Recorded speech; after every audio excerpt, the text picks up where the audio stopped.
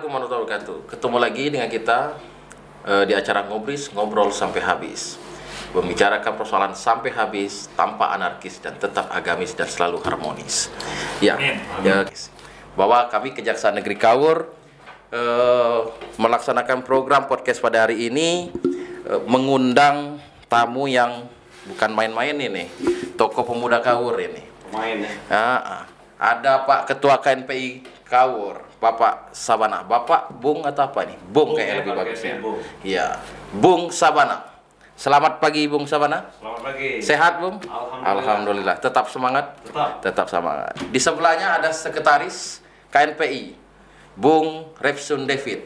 Apa panggilan? Refsun atau David nih Bung? David saja. David saja, Bung Ya. David. Siap. Ya, pada pagi ini kita akan mengupas materi tentang kenakalan remaja, karena memang sedikit bersentuhan dengan kepemudaan.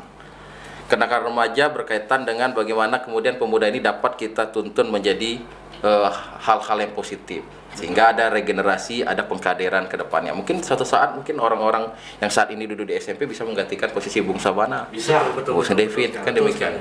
Ya, sebelum kita memulai lebih jauh, ada sedikit pantun dari kami. Jalan-jalan ke kota Paris bersama teman, kumpul dan membaur. Kembali dengan kami dalam acara Ngubris, programnya Intel Kejari Kaur. Oke, itu sedikit saja untuk merilekkan saja Pak Bung Sabana.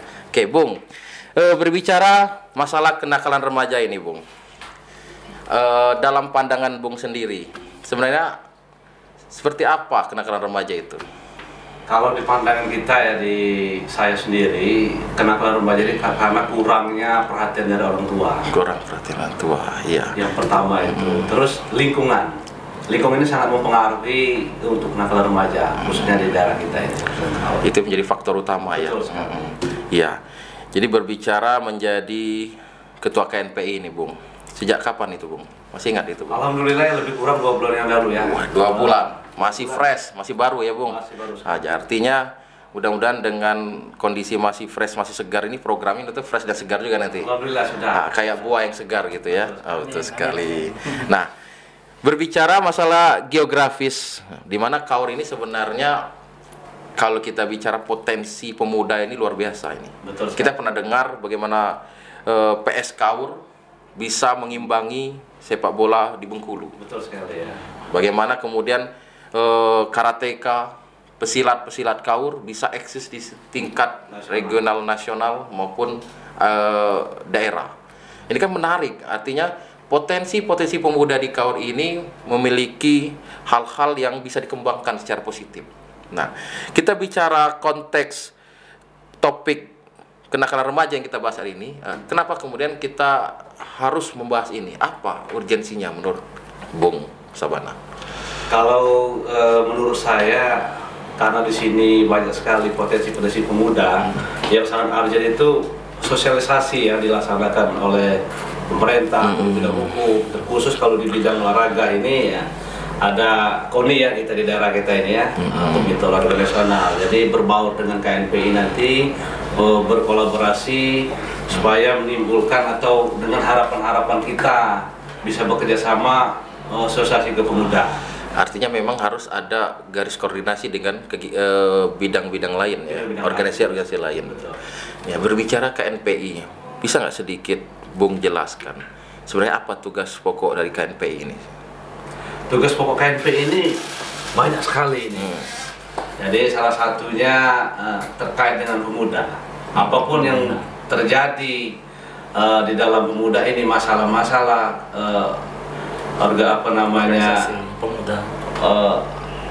organisasi pemuda, terus itu terkait sangat besar di KNPI. Iya. Nah, tadi Bung mengatakan baru 2 bulan. Ya. Artinya bisa Bung sedikit jelaskan apa program kerja KNPI di zaman kepemimpinan Bung Sabana saat ini? Kita sudah merencanakan, yang sudah memprogramkan ada beberapa hal, beberapa program hal ya di KNPI ini. Ada pemuda berkarya, pemuda berbakti, dan pemuda religius. Wah, itu luar biasa sekali itu. Kita tetap sinergi dengan pemerintah, karena ada 12 program pemerintah, kita ada di situ salah satunya ya pemuda religius. Saya mendukung program pemerintah kabupaten ya. Ya, mungkin bisa Bung David jelaskan sedikit 3 program tadi, berkarya, berbakti, dan religius ini. Siap. Pada intinya itu program itu sebenarnya luas itu. Seperti pemuda berbakti. Jadi berbakti ini kita maknainya secara luas. Jadi termasuk dalam untuk mengurangi kenakalan remaja ini, itu termasuk berbakti, pemuda berbakti. Kita bekerja sama dengan instansi-instansi seperti kejaksaan nanti kan, atau aparat penegak hukum lainnya untuk mengadakan sosialisasi ke pemuda-pemuda kita yang ada di Kabupaten Kaur ini khususnya. Nah, seperti pemuda berkarya itu juga kita akan nanti meningkatkan prestasi anak-anak muda di Kabupaten Kaur ini dalam wirausaha. Jadi itu juga nanti muaranya akan mengurangi kenakalan remaja, insya Allah, karena nanti pemuda insya Allah dia bisa bekerja, mendapat penghasilan dan tidak merugikan masyarakat kita kan, pada intinya. Dan yang ketiga yaitu pemuda religius. Ini faktor kenakalan remaja ini ya perlu kita redam, perlu kita minimalisir dengan faktor agama.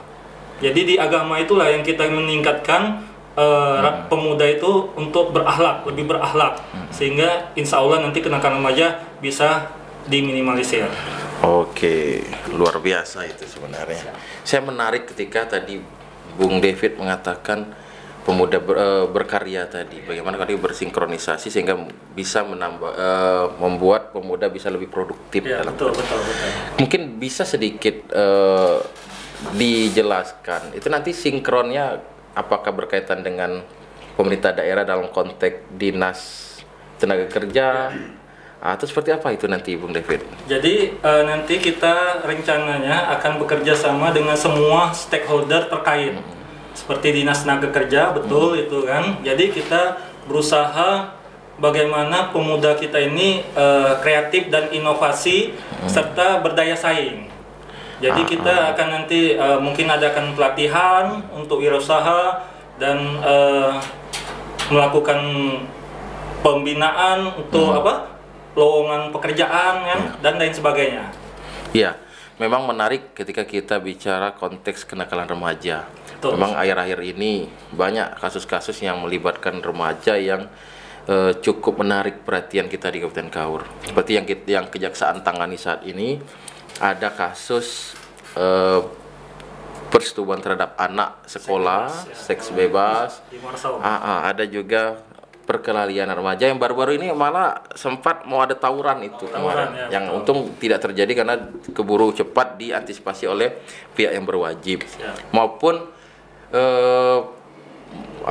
membawa kalau istilah kita itu kudu atau pisau kecil di pinggang. Nah, ini kan masih gaya-gaya tradisional yang harus diubah mindset, cara pandangnya, berpikirnya.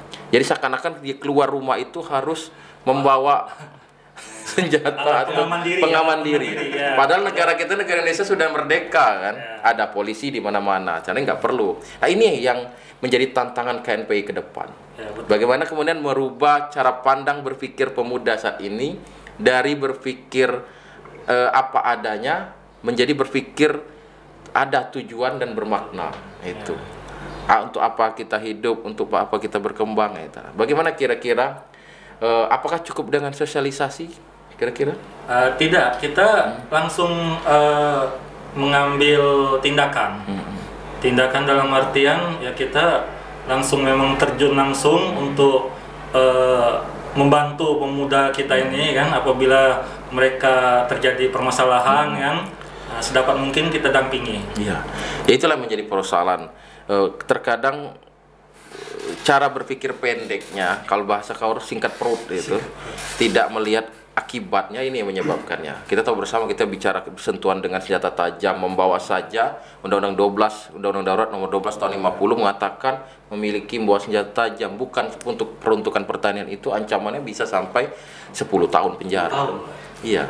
Nah, ini kan menjadi dilema ketika kita bicara pemuda yang belum kita sentuh cara pandang berpikirnya.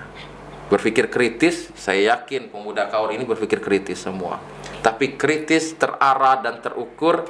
Nah, ini menjadi tantangan kita sebagai mungkin senior-senior, sebagai pemerintah yang untuk memberikan cara pandang yang lebih mengarah produktif, bukan destruktif atau penghancuran negatif. Nah, inilah menjadi persoalan di Gaur. Oke, menarik. Nah, ini kita bicara kenakalan remaja ini nggak ada tuntas-tuntasnya. Kalau kita balik ke sejarah bagaimana Indonesia merdeka berkat pemuda. Bagaimana 1928 di bulan Oktober ada yang namanya Sumpah Pemuda. Sumpah Pemuda itu bagian dari awal dari bagaimana dicantumkan yang namanya persatuan dan kesatuan. Nah, bagaimana pandangan Bung Sabana melihat sejarah kita dan kita perspektifkan ke masa kini? Apa yang harus kita benahi saat ini? Apakah cukup personalnya ataukah perlu institusi sekolah mungkin keterlibatan dalam konteks membimbing pemuda kita ini? Kalau melihat dari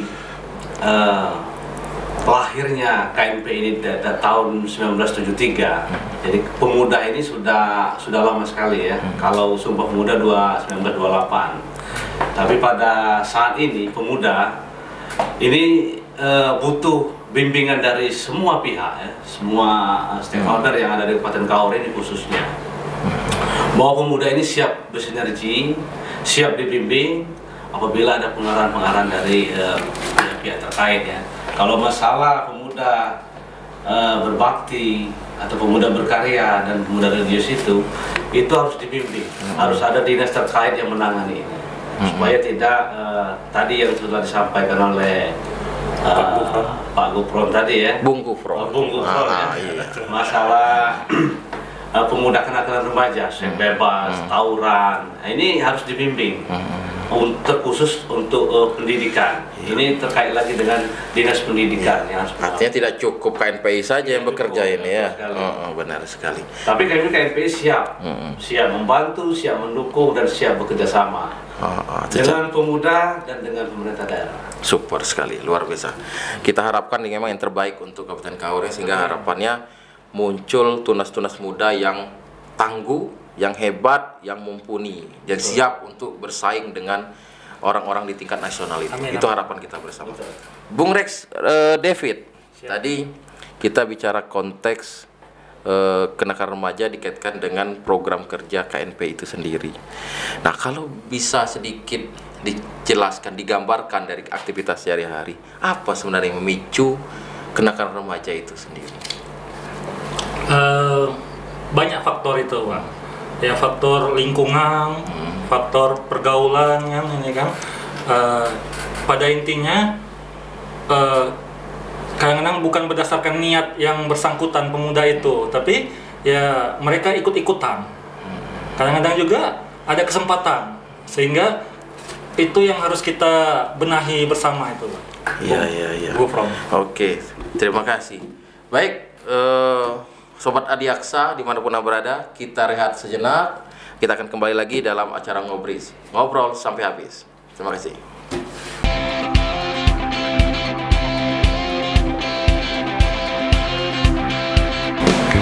Assalamualaikum warahmatullahi wabarakatuh. Ketemu lagi dengan kita di acara Ngobrol sampai habis. Membicarakan persoalan sampai habis tanpa anarkis dan tetap agamis dan selalu harmonis. Ya, kembali kita bersama Bung Sabana dengan Bung David. Tadi kita sudah banyak bicara panjang lebar tentang kenakalan remaja. Nah, sekarang sedikit saja bagaimana KNPI kemudian melihat persoalan-persoalan kenakalan remaja itu menjadi sebuah solusi, sehingga menciptakan kader-kader pemuda yang produktif untuk Kabupaten Kaur ini. Mungkin Pak David mungkin bisa menjelaskan. Ya, betul sekali Bung Gufron. Kita sangat setuju bagaimana cara mengubah pemuda kita ini dari yang tidak produktif menjadi produktif. Dalam artian ya untuk mengurangi kenakalan remaja itu sendiri kan. Nah, memang kita tadi sudah bahas mengenai program kami KNPI, yaitu pemuda berbakti, pemuda berkarya, dan pemuda religius. Di situ kita bisa lebih jabarkan lebih lanjut ya seperti ini. Misalnya agama itu kan kita akhlak kita tingkatkan. Jadi kita di situ bimbingan guru agama, Buddha itu bimbingan orang tua, itu yang kita lebih tonjolkan di situ kan. Nah, pemuda berbakti kita juga berusaha bagaimana pemuda anak pemuda itu ya tidak nongkrong. Tidak nongkrong, dia lebih kegiatan-kegiatan yang positif. Nah, jadi yang sampai kegiatan yang menghabiskan waktu dan tidak berguna. Termasuk pemuda berkarya, bagi yang sudah tamat SMA itu jangan sampai mereka pengangguran. Di situ kita berusaha untuk membina pemuda kita ini untuk secara langsung terjun. Usaha apa yang menurut pemuda itu yang mereka suka, apa yang mereka mau dan apa yang mereka itu. Kita cari solusinya bersama-sama. Itu saja, itu Bung Gufron. Iya, ya memang menarik. Ketika kita bicara mengatasi pemecah masalah dalam konteks kenakalan remaja, memang kompleksitas dia. Ketika kita bicara konteks penyebabnya, ya bisa karena faktor internal, bisa faktor lingkungan. Internal ya memang kita maklum saja. Mungkin sebagian besar penduduk Kaur ini banyak yang petani, nelayan, yang mungkin secara kontrol orang tuanya memang kurang, karena orang tua banyak berkecimpung di usaha-usaha tadi. Nah, ini menjadi tantangan ketika secara internal memang pengawasan dari orang tua kurang. Ditambah lagi lingkungan yang tidak mendukung juga. Ketika lingkungan mendukung, anak-anak juga bisa tergiring sendiri ke dunia positif. Nah, inilah menjadi solusi yang harus kita berikan. Bagaimana kemudian banyak ada kegiatan-kegiatan yang memacu rasa semangat sehingga anak-anak itu merasa ada reward dari upaya usahanya. Contoh, ketika anak-anak itu memang latihan pencaksilat, maka harus disiapkan wadah untuk kejuaraan pencaksilat. Ketika anak-anak hobi ngeband, berarti harus ada wadah festival band di dalamnya, termasuk kejuaraan sepak bola dan balap liar ini kan kita buat sirkuit bila perlu. Nah, ini yang perlu koordinasi antara KNPI sebagai kepemudaan kepada pemerintah setempat atau pemerintah kabupaten. Saya rasa hal itu bisa setidaknya meminimalisir ekses negatif di pemuda-pemuda kita. Karena besar harapan kami pemuda kita ini tidak tersandung hukum. Amin. Kenapa? Ini yang menjadi keluh kesah dan semacam renungan pimpinan kami, Bapak Jaksa Agung, penegakan hukum berdasarkan hati nurani. Kenapa? Ketika kita menegakkan hukum persoalan anak muda, dia masih sekolah, harus berurusan dengan hukum. Akan banyak yang dikorbankan ketika proses penjara itu dilakukan. Nah, makanya kemudian Jaksa Agung melalui peraturan Jaksa Agung mengeluarkan tentang yang namanya keadilan restoratif, di mana penyelesaian perkara di luar jalur pengadilan, artinya tidak sampai dibawa ke pengadilan dan tidak sampai berujungnya ke penjara. Artinya bagaimana keadilan restoratif ini memberikan ruang untuk perdamaian, diversi. Nah, itulah kemudian harapan kita, selain ada tindakan represif, upaya-upaya keadilan restoratif, juga pencegahan melalui kegiatan-kegiatan positif, kemudian untuk menggandeng organisasi-organisasi pemuda seperti KNPI. Saya yakin sekali KNPI adalah organisasi besar, organisasi yang terarah dan fokus ke kepemudaan yang lebih bisa mendorong adik-adik kita menjadi orang-orang yang hebat. Amin, amin. Calon penerus bangsa, calon pengganti kita ini. Biarpun kita masih pemuda juga sebenarnya, Pak. Bung mana ya? Paling iya. Jiwanya yang muda. Jiwanya yang muda. Tetap optimis. Iya, pastinya tentu. Karena kalau kata Bung Karno, berikanlah gimana Bung Karno? 10 pemuda. Saya akan guncangkan dunia. Betapa luar biasanya pemuda itu sebenarnya kan. Iya. Mungkin closing statement nih, Bung Sabana. Silakan. Oh, baik ya. Kami dari KNPI mengimbau ya dan mengajak adik-adik kita remaja untuk beraktivitas yang positif, melakukan pekerjaan-pekerjaan yang positif. Kami KNPI siap menampung semua aspirasi yang ada di adik-adik kita khususnya di Kabupaten Kaur ini untuk menyampaikan atau langsung kepada pihak-pihak terkait yang ada di daerah kita ini ya. Kita sama-sama maju, sama-sama berkarya, insya Allah ke depan lebih maju dan lebih berjaya. Amin. Merdeka. Salam Salam pemuda. Salam pemuda. Itu luar biasa sekali. Benar-benar memacu semangat ya, istilah salam pemuda. Tapi kalau yang sudah tua ngomong nggak apa-apa itu Pak. Iya, Nggak apa-apa ya. Tetap jiwanya yang muda. Kalau di daerah kita ini bawah 50 tahun itu masih pemuda. Masih pemuda Pak. Oh, berarti saya masih pemuda, Sobat Adiaksa. Kira-kira seperti itulah. Mungkin demikian obrolan yang singkat ini. Jangan dilihat dari siapa yang membawakannya, tapi lihatlah isi dari obrolan ini. Mudah-mudahan bermakna, baik untuk kita semua, dan bermanfaat untuk pemuda-pemuda Kabupaten Kaur. Sebelum mengakhiri ini, tadi diawali dengan pantun, Bung, tapi saya akhiri juga dengan pantun. Awal di pantun, akhir di pantun. Siap, mantap. Buah mangga manis rasanya, dikupas dengan pisau yang tajam. Sekian dari kami semuanya, semoga tidak gagal paham. Nah, demikian, salam Adiaksa dan salam ngubris. Ngobrol sampai habis, mengupas persoalan sampai habis, tanpa anarkis tapi tetap agamis dan harmonis. Demikian, wassalam.